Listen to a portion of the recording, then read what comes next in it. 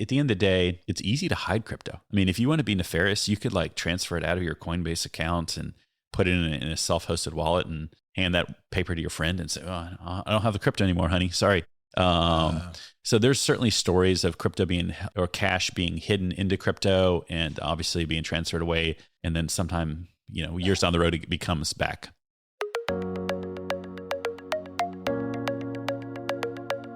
Welcome to a Wiser Retirement Podcast. We believe the best financial advice should be conflict-free. I'm your host, Casey Smith. Guiding you to financial freedom today is my co-host, Robert Sorthout, founder, CEO, portfolio manager of Teton Crypto Capital. Hey, Robert. Good morning. Good morning. So, let's just dive into it. Okay. It's there's a lot to cover today on this crypto update. Yeah. A new crypto ETF already. Well, I guess a new option. So Ethereum, the ETFs, there was 8 of them that launched on July the 23rd, so a week ago today. Yep. And in the last week, they've had $4 billion in trading volume, so pretty respectable there. Yep. And kind of no surprise, the iShares or BlackRock ETF is leading the charge for inflows. They're just over 442 million. Bitwise at 265 and Fidelity at 219, then it starts to fall off. I think the other important part here is the Grayscale Ethereum trust that converted from a trust into an ETF, much like the Bitcoin one, has seen 1.5 billion in outflows. The first day of trading, so July the 23rd, it saw 5% of its assets leave. And that's probably going to bleed pretty quickly here. Charging like 2% or something. 2.5, that's ridiculous. Down to all the others are at 20 basis points, 19, 20, 21, something like that. Yeah.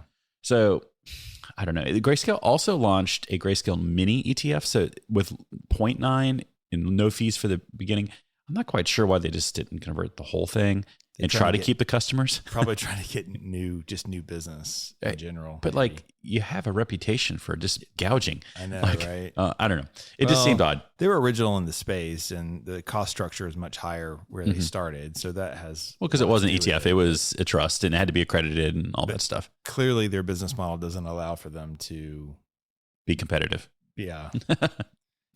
Yeah. Either that or they're like, well, we're just going to milk this for as long as we can. And then eventually we'll convert. Even still, I was in the Atlanta airport in late June and they were still running Bitcoin ETF ads for their Bitcoin ETF, which has like a 2% fee. Yeah. Like who would be buying into that? I don't know. Like who's the customer of that ad? I also saw some ads that they were saying that they were one of the first in the space and they're the best quality.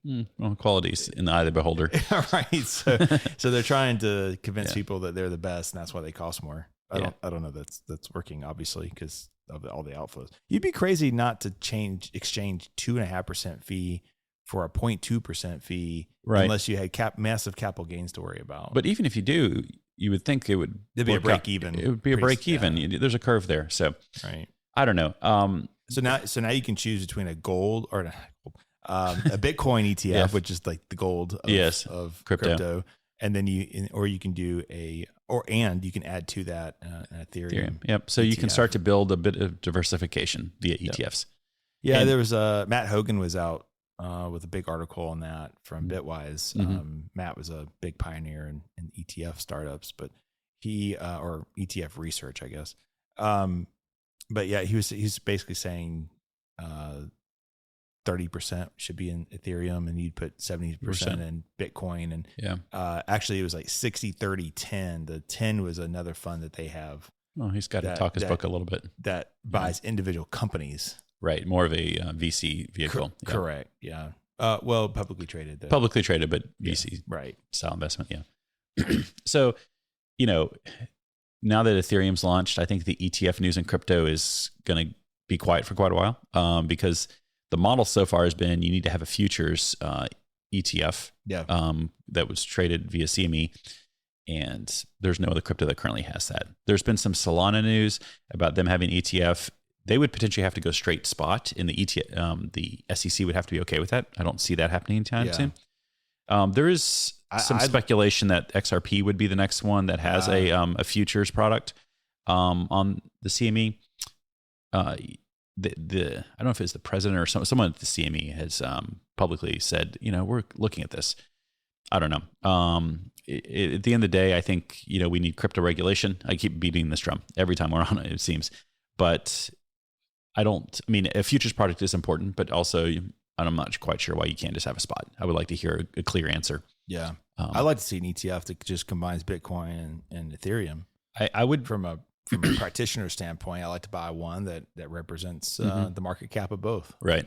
At least, even if you think about it from a logistics standpoint of managed portfolios, taking that little bit out of it, because over time that can become more diversified as products come on. So, well, part of the issue is that you've got a 30. So we do a 3% allocation to Bitcoin now in the most aggressive model. In that scenario, you want to add 30% of 3%. Right. Or if you have a 1% allocation to Bitcoin, but you want to add 0.3, right. It just becomes, the math is tricky. Yeah. And this really small accounts, it gets difficult to be able to execute that. So it'd be nice to have a one stop.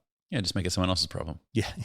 Well, they can easily do it on their end. Right. It'd be no different than buying like the S&P 500. Yeah, that's right. Yep. So yeah.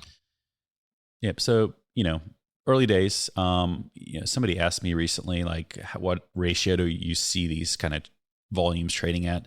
I think that it probably starts to follow the crypto market cap of each of them respectively. Not to say the number, but the ratio between the two of them. And, maybe it's that 70-30 that you're kind of hearing there. I think may not be too far off. So, yeah, it makes sense to me. I don't think we're going to be seeing meme coins in a ETF or anything like that. Well, hopefully not. You know what? I would be against that. Hopefully not. But at the end of the day, with this SEC, I could see them approving a Doge ETF just because they want to piss off everyone else or continue to piss off everyone else that would not be in the interest of. Well, their actions, many of them have not been in the interest of investors. So, but we digress. Well, yeah, I would say that approving, they were really slow to approve these things for whatever reason, but Bitcoin's real, Ethereum's real, right? Where I just can't wrap my head around why somebody would approve. Hey, have I told you the thinking I've come around? I'm not like a big bull when it comes to meme coins, but have I talked about how I view them, they having a place in the crypto market? No. So this is, I don't know, in the last 3 or 4 months, my thinking on this is buying a meme coin is much like buying a piece of pop culture. So it ends up in all these memes. So you're saying it's art? In some sense, it's art, right? I mean, like, I guess from a mental standpoint, it's art. Yeah. There's very little art to do with Dogecoin or anything. I mean, there's a logo, and then it kind of stops at that. But it kind of permeates other things, and you can buy into pop culture much like you might have been buying into, I don't know, the Magic Dragon cards or whatever those things were 15, 20 years ago. Then Fortnite should go out there and launch their own coin. Well, the SEC would like to talk to them. Under current rules, it doesn't make sense. But I can see a future where there could be a Fortnite token because within their economy, that is their game. Yes. It makes sense. Right. That's how to describe it to people sometimes. Just crypto in general. It's like going to Kroger, taking your cash, buying a Fortnite gift card, and then your kids buying skins and different level, opening up things in the game. That's kind of what it's just a one-way street right now. It's a one-way street. Yeah. It doesn't go back, I don't think. I'm sure you get a refund, right? Maybe. I don't know. Unlikely. Anyways. So there was a big Bitcoin conference in Nashville this last week and weekend. Bunch of big names were speaking there. I think it was Thursday or Friday. RFK Jr. was there, kind of giving his speech. He riled the crowd up with, he wants the Fed. Well, if he was president, he's going to make an executive order day one that says the Fed is going to be buying a Bitcoin on a, I believe, monthly or weekly basis. I forget his exact interval. I think 550 Bitcoin was his number until they hold 4 million Bitcoin, which would be about 20% of the supply. That's a lot. That's a lot. I'm not sure how I feel. I wonder why. Well, because again, this Bitcoin crowd is going to liken it to, the Fed holds gold. They all should hold Bitcoin. That's their angle. Does the Fed hold gold? So I did a little research on this. Great question. Whether they actually have it or not, I'm not going to get into. But I'm just saying Fort Knox used to be like a no-fly area. Now you can fly over it. So I'm assuming there's less gold. Less gold there. Yeah. So a lot of people are like, oh, the Fed's got gold. Well, the Fed obviously doesn't back the dollar anymore. Right. So the gold that the government does hold is a relic of the 1934 Gold Confiscation Act. And it's basically not doing anything. It's an asset the U.S. holds, Correct. but it's not actively doing anything. So to try to pin, because Senator Loomis, she was on stage talking about how has a bill that would start talking about building a Bitcoin reserve by law, and the Fed would use their excess reserves. Well, since COVID, there's not been Fed excess reserves because you don't have to hold reserves. Right. And then they go back to this whole gold thing and trying to pin it to that. It just seems like a bit of, well, people won't look at the details, so we can just talk about trying to be this gold rather than actually backing it up with facts. So I don't know. It's fun to read. I can't imagine it's executed in this way. So RFK was 4 million. Yeah. Trump wants 1 million Bitcoin. That was his big announcement. Yeah. And he also said stuff like, "Oh, I'm on day one, I'll fire Gary Gensler," and the crowd was excited. And I think it shocked Trump. At least that's the way his face looked like. And then he said it again. Like he kind of went back. I mean, he's going to play the crowd for sure, but it's it was, I didn't follow the whole conference, but I followed those headliners. What's the purpose of having a Bitcoin reserve if you're the U.S. government? It's a great question. I think that because part of me feels like we're not sure about this dollar thing, so we're gonna have this other currency over here. Well, I mean, you could make the case that for the Fed to be buying Bitcoin, that I don't know. You pick RFK's number, pick Trump's number. I don't care. There's a lot of Bitcoin. Those dollars have got to come from somewhere. Right. Is that further devaluing the dollar to buy Bitcoin? That's what it seems like to me. I'm not going to pretend that I know enough here to know yes or no to that. I mean, technically, you can make up the dollars, right? Right. So that's devaluing the dollar to go buy Bitcoin to try to back the dollar. Theoretically, you're loaning more money to go buy Bitcoin.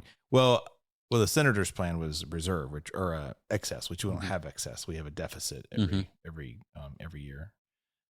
So but they already own 210,000 Bitcoin through that was through this compensation. Yeah. So Trump said he would never move the Bitcoin. That was one of the things one of his talking points. Right. And literally the next day, I assume the FBI has custody of that. I don't know which branch does, or which 3-letter agency does, but the next day it was moved to a different wallet. I'm like these people trolling them. Right. I'm like, you want to see an uprising. Imagine if that stuff gets transferred to Coinbase or something like that, and they start to liquidate it. Because normally the U.S. doesn't put it through an exchange. What they'll do is they will, when they've sold in the past, they will do it through an auction and do a big block. Well, that was part of the price decline for Bitcoin several weeks ago, was that when they realized they had it, they assumed that they were going to sell it and it would drive the price down. Well, that in Germany sold 1% of Bitcoin. That is currently 1%. Yeah. Well, it's actually more than 1%, but total 1%. Germany recently sold some Bitcoin, like 50,000 2 or 3 weeks ago. Yeah. I don't know whether any of this happens. What I find just totally surprising to myself is a year ago, if you'd have told me that Trump or whoever the Republican candidate would be at the Bitcoin conference talking about, I would have not a chance. Right. We have in some ways come so far. Well, We actually, and they obviously have 2 candidates with RFK there. There was rumor that Kamala had asked to come, and they didn't accept her because the Biden administration has been so anti-crypto. Yeah. And, there's talks that she is trying to have roundtables and stuff. She's trying to get votes. Admittedly, that is what this is about. I've seen many people say, I will sit down that have been asked to be on these roundtables. They'll say, I will sit down with you, but first you need to fire Gensler. And second, you need to officially stop choke point 2.0, which is basically cutting crypto off from the banking system. Yeah. And obviously she hasn't followed through on that. Will she? I don't know. At this point, I think it's just pure pandering. And we'll see.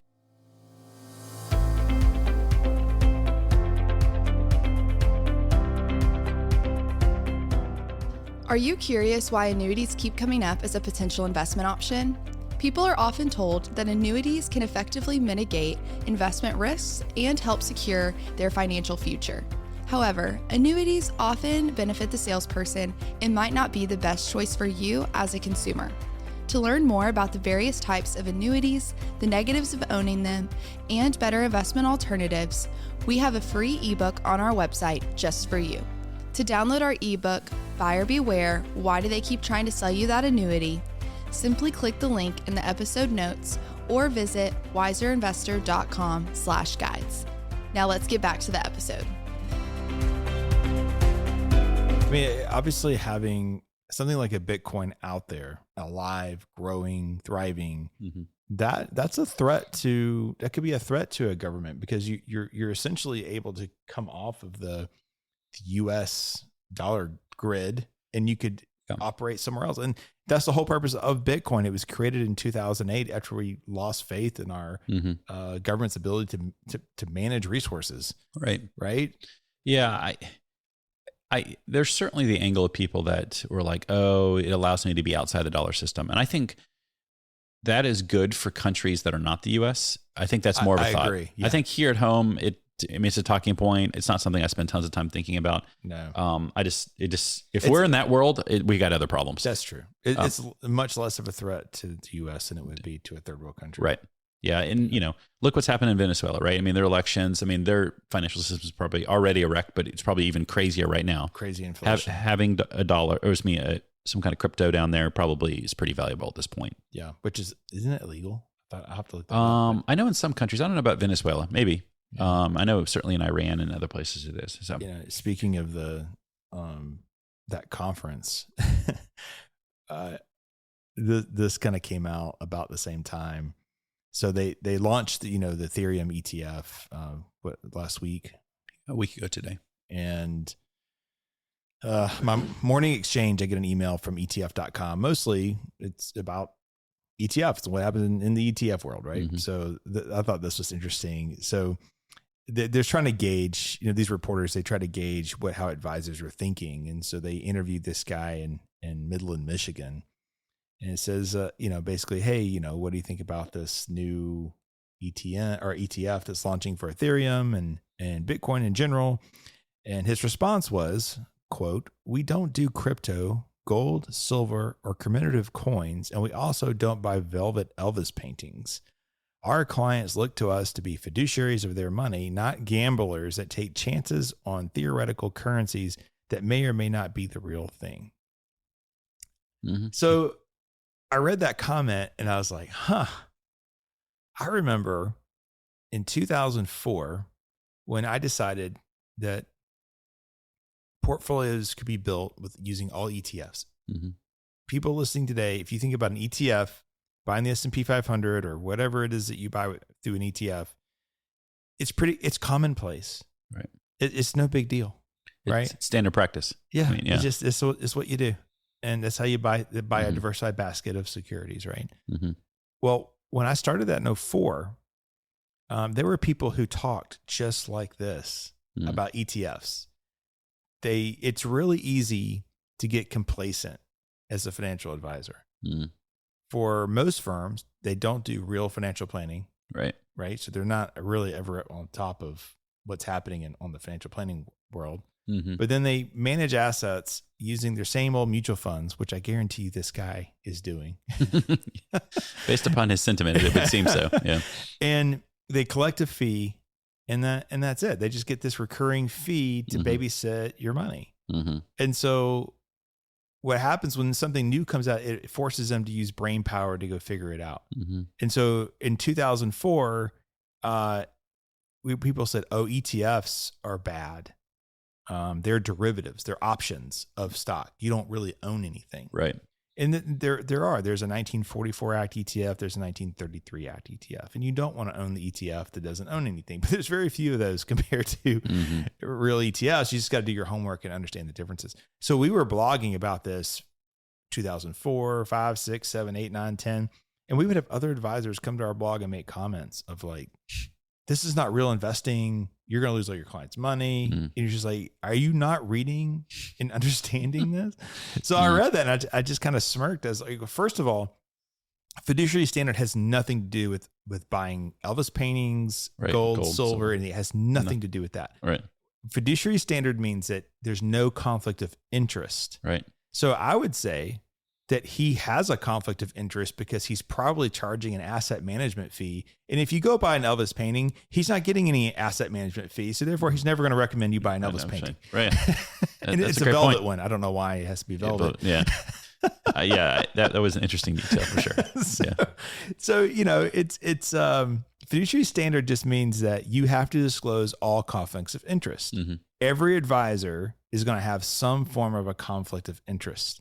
I work really hard at my firm to make sure that we don't have one. Right. And that's why we have a flat retainer fee when assets get to be a certain level, because I want to say, okay, Mr. and Mrs. Client, you should probably be buying a beach property or a lake property. Maybe you put that into a rental home or vacation rental program, something like that. I don't want to be ever incentivized not to tell somebody that. Right. Just like I didn't want to be not incentivized to say, this Bitcoin thing could be real. You should take 1% of your liquid assets and you should put that into Coinbase or wherever. Sure. Now we can do it through an ETF, so we can do it in-house. It's cleaner. The clients know we're watching it. Right. It makes more sense now. But fiduciary standard doesn't mean that you couldn't recommend someone buy gold. If someone called me up and says, I want to buy gold, I'm not going to put that in their portfolio. Gold, silver does not have any place in a portfolio. Mm. If you want to buy the actual gold, The physicals, and you want to put it in your safe at home, that's fine. And you want it to be, 1 to 3% of your total assets. Okay. Mm-hmm. That's great. Go do that. Yeah. So I just laugh at my industry because they're so slow to change. Mm-hmm. I think the average advisor age is encroaching 62 now. Mm-hmm. These guys are still in mutual fund land using ETFs. Maybe if they use a third party asset manager, and then a lot of them, majority of our industry is still transactional. So they're going to be selling annuities and all those things. Sure. This guy's probably not, because he's touting the fiduciary standard. Most fiduciaries aren't pushing annuities. Yeah. But it just, come on, man. Yeah. My guess is he is at the average or slightly above. And he is incredibly undereducated on the topic of crypto. And maybe his client base is like, I don't like this crypto stuff. You know what? We started offering Bitcoin in the portfolio shortly after the ETF came out. 15% of the people said yes. Mm-hmm. Half the people that said, I'm against crypto all this whole time, and I was kind of quiet. Mm-hmm. I said, we're doing this. You think that's a good idea? And I'm like, 1%? Yeah, I do. I think that this is a good idea. Oh, okay, do it. Well, they just spent 10 minutes telling me what a sham it was. Yeah. And I'm sheepishly in the conversation going, well, actually, we're going to do this. It's part of the future. I can't tell you exactly how it all fits in, but it's part of the future. And then they go, okay, yeah, just do 1%. Yeah. Because we talked about it. The downside risk is, rather minimal. The upside is, it's an interesting, I wouldn't call it trade, but situation to be in. So correct. Yeah. Hey, if it hits $1 million of Bitcoin, that 1% is going to be huge. You're going to love me. Exactly. Yes. If it goes to 0, which is also not likely, right? Then it doesn't really affect anything, because 1% of the portfolio went sideways or went down. Right. It all worked out. And again, some people just aren't comfortable, and that's not something that I would ever push on a client. But I think as a financial advisor, you have to understand what's happening out there. There's ETFs now that are like fixed annuities where you're guaranteed never to lose more than X, but then they cap out your gains. I have to read about all this crap, because someone's will walk in here and go, hey, I want to buy one of these ETFs. It guarantees I never lose money. Right. Like, it also guarantees you'll never make money. So right. just keep your money in a 5% savings account. You're going to end up with more money. Right. And you're guaranteed not to lose money. Guaranteed in theory. Yeah. And if the bank goes out of business, it's FDIC insured. Sure. Yeah. So it's our responsibility as advisors to understand. That's why we started this podcast, over a year ago now. Oh my gosh. Way more years? than that. Are we 2 years into this thing? Probably now? 3 years at this Maybe point. 4 years? 4 years? Good grief. Yeah. So, time flies when you're having fun. I know, right? Yeah. Anyway, so I just laugh at my industry. It's funny.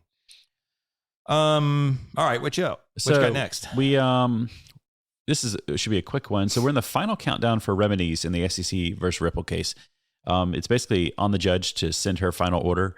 I thought this was all done. Well, a year ago in July, yeah. That's when she, I guess, decided, like, 90% of the case, like gave her ruling. Now the remedies portion is Ripple going to pay a fine? Do they have interest to pay on the, any sort of, like, I'm forgetting the word, where you basically claw back some gains that were made. So anyways, it doesn't sound like there's going to be tons of that. The SEC is asking for $1.95 billion. Ripple came back and gave their case why it should be much smaller. They've given some other case precedents in the meantime. I'm probably going on the record that it's between 50 and 100 million that they pay, and they're happily paying it and moving on. They just want this to be over, I think. Yeah. And obviously that's a much smaller number than 1.5 billion. I don't think that was ever realistic. And, we're like literally like she could issue the ruling this morning. I mean, like super close to what people believe the sweet spot of the time range is. So maybe next time we chat, we'll have an update there. Okay. On to our next topic. So we talked in the episode or two before about SAB 121. That stands for Staff Accounting Bulletin 121. That is from the SEC. That is not a law. That is the SEC's opinion on how you should handle certain situations. This was directed at banks about custodying crypto for clients. This has been in the books for about a year and a half, if I'm recalling correctly. And there's been a push over, this is July, I would say April, May. There was a push while Congress was still in session that to repeal this. It was a bit of an overreach. The Republicans always thought, the Democrats have largely been happy with it, but it passed the House and the Senate with obviously majorities. And there was even Democrats, a good number of Democrats coming across and voting for the repeal of this. It went to Biden's desk. He vetoed it. And it came back to, I believe, the Senate, I think, is who has to vote on a don't get veto, 2/3, and they came just shy of 2/3. So it's not going to happen. Assuming we have a different administration in January, this is one of the things I think it's cleaned up pretty quickly. Yeah. But the ironic thing is there was rumors for a while, and now it's been proven that the SEC has been giving exemptions to certain banks to not have to follow this rule, because the banks have proven that their operational procedures would help them not have problems with crypto. So if crypto blew up, it wouldn't take down the banking system. Or supposedly. Yes, I would agree it wouldn't take down the banking system, but it also probably wouldn't take down that particular bank. Right.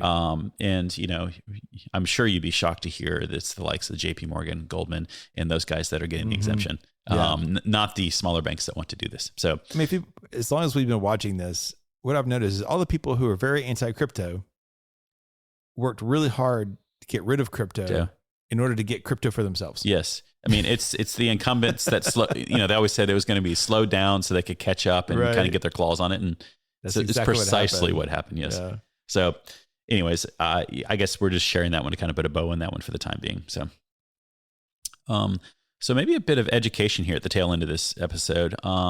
So I was listening to your podcast episode on estate planning. I think you did that with Shauna, or do you remember who you did that with? Yeah, that was with Shauna. I think so. It was a great episode. Yeah. And it got me thinking that maybe we should touch a little bit on estate planning when it comes to crypto. Just kind of, because there's a little bit of nuance difference there. I think what's not in the notes, I think that it should be said, is there's an overarching that the courts really haven't dealt with crypto in a major way to kind of say how it should be handled within a divorce. I mean, yes, it is an asset, so it kind of falls in that. And probate. Yeah, in that kind of process. I guess probate too. I hadn't even thought about that. But at the end of the day, it's easy to hide crypto. I mean, if you want to be nefarious, you could like transfer it out of your Coinbase account and put it in a self-hosted wallet and hand that paper to your friend and say, "Oh, I don't have the crypto anymore, honey. Sorry." So there's certainly stories of crypto being or assets or cash being hidden into crypto and obviously being transferred away, and then sometime years down the road it becomes back. But how does that work? Because if everything's in blockchain, it's public, but there's the software, and admittedly the attorneys are probably not up to speed enough to know to go look for it and know how to look for it. You're right. The paper trail is there. Yeah.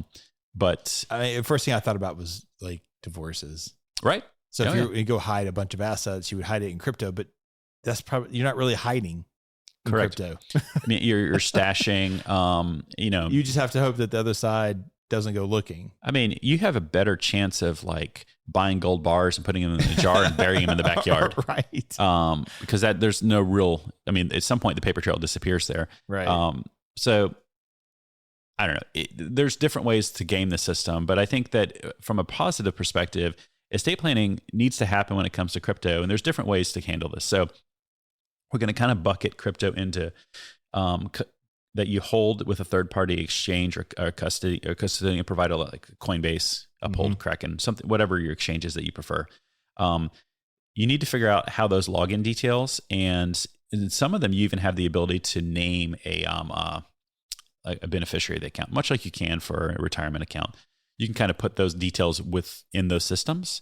And then if there's login details or whatever for that exchange, you may put that on paper. A great example is maybe you put it in a copy with an attorney in a file or a safe deposit box. I mean, there's different ways to do this, or you can put it in electronically in a password manager that the other spouse or maybe a trusted family member has access to. There's different ways to kind of custody the information. And similarly, if crypto is held in self-custody, you do the custody yourself with a software or hardware wallet. The same kind of backups need to happen because you already should be doing those because you have more risk because if you lose it, you're out of luck. Right. But those passphrases, those keys that you need to unlock that software or hardware wallet should be kept in a similar manner in a safe deposit box, an attorney, potentially multiple places. So you may choose 2 or 3 of these options. But if you have your assets at Coinbase, it's less of a risk because you just have their login for the account. Right. And, in a year or 2 ago when we were talking about crypto, we were like, take all your crypto off exchanges, right? And there was certainly a period in crypto where if it wasn't on a U.S. exchange, I would say even now you take it off the exchange. You do not trust anything that's outside the U.S. because you just have no ability to, no recourse to kind of go after it. Sure. Here domestically, I think we're slowly getting to a spot once regulations are in place. Once banks can custody crypto, or all banks can, we are maybe in a world where you likely are not going to self-custody unless you're a diehard crypto. You think the banking system's going down and all this kind of stuff. But that aside, I think that this need to custody your own crypto is slowly becoming less and less outside of for some very specific use cases. So and if you have the ETF. That's not a big deal. It's just all controlled by however you have that account set up. Right. I mean, if you own Bitcoin ETFs or any ETF inside a brokerage account, you just do like a transfer on death, TOD. Right. And that solves it. It skips probate too. Yes. So I think once we have regulations it may take 5 or 10 years for the courts to catch up to really understand how to handle crypto because there's no place to put, unless you're with an exchange, there's no place to put your information or a recipient's information within a crypto held system. So not tons of information to share here, but just generally you have to be thoughtful, just like everything else in estate planning. You have to think about it ahead of time, and crypto being newer, I could see it not being handled and specifically called out within estate planning right now. Yeah, makes sense. All right. Well, thanks, Robert. Thanks for listening to today's episode. If you're interested in learning more about Wiser Wealth Management or want to schedule a consultation with one of our fiduciary financial advisors, you can do so by going to wiserinvestor.com. We've also linked Robert's company to Teton Crypto Capital in our show notes as well. Thanks for listening. We'll see you guys next time. Thanks for listening to a Wiser Retirement podcast. We hope you enjoyed today's episode. Make sure to subscribe wherever you're listening. That way you don't miss any new episodes. We'd also appreciate if you could leave a rating and review. If you have any questions about anything that was discussed today, head to wiserinvestor.com and reach out. This episode was produced by Rachel Dotson. This podcast is strictly for informational purposes only and is not to be considered as investment advice or solicitation to buy or sell any financial products, securities, digital assets, or any other investment vehicles, or a basis to make any financial decisions. Wiser Wealth Management Incorporated is a registered investor advisor with the SEC. The host and/or guests may personally own securities, digital assets, or other investment vehicles mentioned on this podcast. Neither the host nor guests of the show are compensated for their participation, and no referral fees are paid to or received by any host or guest for clients, listeners, or similar interests. Investments involve risk, and unless otherwise stated, are not guaranteed. Be sure to first consult with a qualified financial advisor, tax professional, insurance professional, and/or legal professional before implementing any strategy discussed herein. Past performance is not indicative of future performance.